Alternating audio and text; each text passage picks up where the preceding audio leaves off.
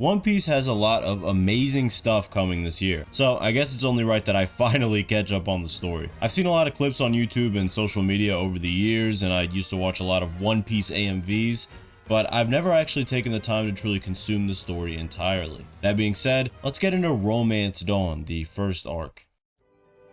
I really enjoyed this arc.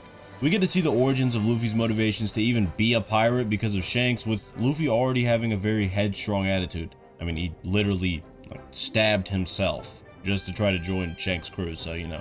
If he can't swim, then he'll simply never go overboard. I'm sure if you know One Piece, you already know the whole Shanks sacrificing his arm and giving Luffy the Straw Hat thing, so we'll gloss over that. One thing about this initial chapter I did find funny was how full of himself Higuma the Bandit was, which just showed his true lack of experience in the world. He even went as far as to say that mountain bandits were objectively stronger than pirates, which is insane.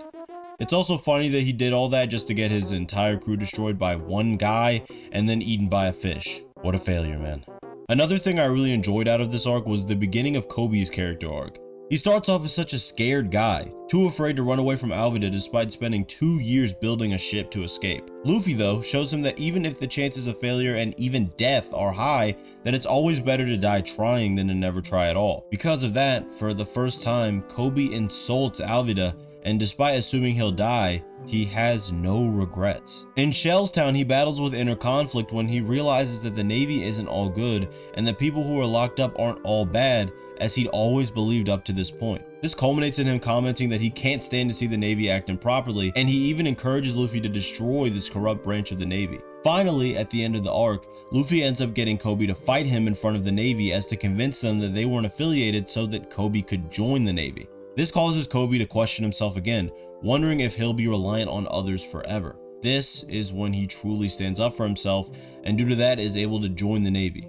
Finally, the last part I really enjoyed was Zoro's backstory, or rather how it motivated him to charge unstoppably towards his goal. Zoro is willing to starve for a month if it means that he'll be able to be freed and achieve his dream, all because he promised his childhood friend that one of them would become the strongest. He does it all in Kuina's memory.